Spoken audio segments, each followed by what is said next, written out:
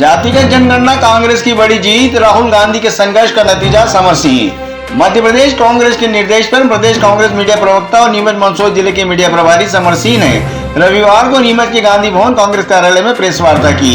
उन्होंने केंद्र सरकार द्वारा जातिगत जनगणना की मांग स्वीकार करने को राहुल गांधी के अथक संघर्ष, दूरदर्शिता और सामाजिक न्याय के प्रति उनकी प्रतिबद्धता की जीत बताया। समर सिंह ने कहा कि केंद्र सरकार को जातिगत जनगणना के आंकड़ों के संकलन, वर्गीकरण और प्रकाशन के लिए एक स्पष्ट समय सीमा घोषित करनी चाहिए। यह पहला मौका नहीं है जब राहुल गांधी ने जन विरोधी फैसलों के खिलाफ आवाज उठाकर भाजपा सरकार को घुटने टेकने पर मजबूर किया है। साल 2026 की जनगणना के साथ जातिगत जनगणना की घोषणा सामाजिक न्याय की दिशा में क्रांतिकारी कदम है। उन्होंने तेलंगाना के जातिगत सर्वेक्षण को एक पारदर्शी और समावेशी मॉडल के रूप में पेश करते हुए 50% आरक्षण की सीमा हटाने की मांग की और भाजपा की दलित पिछड़ा वर्ग विरोधी मानसिकता को चुनौती दी। उन्होंने कहा कि तेलंगाना मॉडल में नागरिक समाज, वैज्ञानिकों और सामुदायिक नेताओं की सक्रिय भागीदारी थी।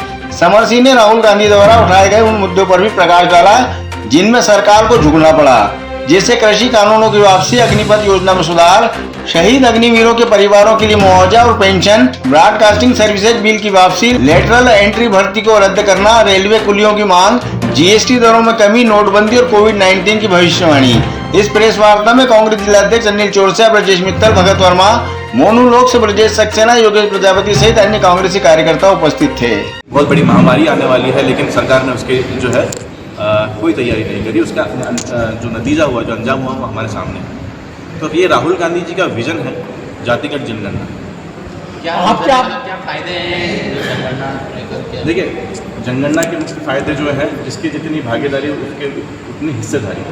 जो लोग, जिस तबके के लिए आदिवासी, दलित और पिछड़े जो लोग हैं देश के अंदर, उनको मेन स्ट्रीम में लेके आना, उनको मुख्यधारा में लेके आना, उनको जोड़ना, उनकी स्थितियों में सुधार लाना, उनके जो अन्य जो चीज़ें हैं, जिस प्रकार से आप देखते हैं कि नौकरियों के अंदर आप देखेंगे बहुत बड़ा डिफ्रेंशिएशन हो गया है यहाँ पर, जहाँ पर आप देखेंगे कि एक सामाजिक विशेष जो है वो ऊपर बढ़ ही नहीं पा रहा है। सरकार के लाखों रुपए खर्च करने के बाद में भी, फीस देने के बाद में भी हम कितना जो योजनाओं के ऊपर खर्च कर रही है, लेकिन उसके बाद भी जो समाज का वो तबका ऊपर नहीं आ पा रहा, तो उसके मुख्य कारण को ढूंढना यहाँ पर।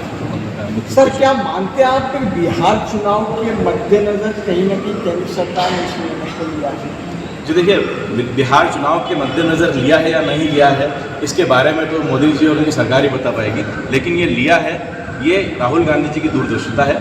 और दूसरी बात है कि देश को वाकई में इस चीज़ की आवश्यकता थी, जिसको सरकार बहुत दिनों बाद, बहुत सालों बाद समझ पाई। सर, पहले केंद्र में कांग्रेस की सरकार भी रही, इतना अच्छा अगर जनहित का फैसला है तो कांग्रेस की सरकार रही, तभी फैसला क्यों नहीं लिया गया? देखिए, जनगणना हमारे जो आप देखिए नियमित जनगणना हुई है। आप जनगणना जब भी हुई है, नियमित रूप से हुई है। ये पहली बार इस देश के अंदर हुआ है कि लगभग 15 साल गुजरने वाले हैं और जनगणना नहीं हुई। सर, भेदभाव तो उत्पन्न नहीं होगा जातिगत जनगणना के आंकड़े आने के बाद? भेदभाव तब उत्पन्न होगा जब किसी जाति विशेष के लिए कार्य किए जा रहे हैं, लेकिन जो तेलंगाना मॉडल हमारा है, जो कांग्रेस का विचार है, जो राहुल गांधी जी की मंशा है, वो इस प्रकार से है कि इसके अंदर सभी वर्गों का विकास जो है वो सर्वांगीण विकास और जो है समग्र विकास होने करने की इसके अंदर जो है मंशा है कांग्रेस पार्टी।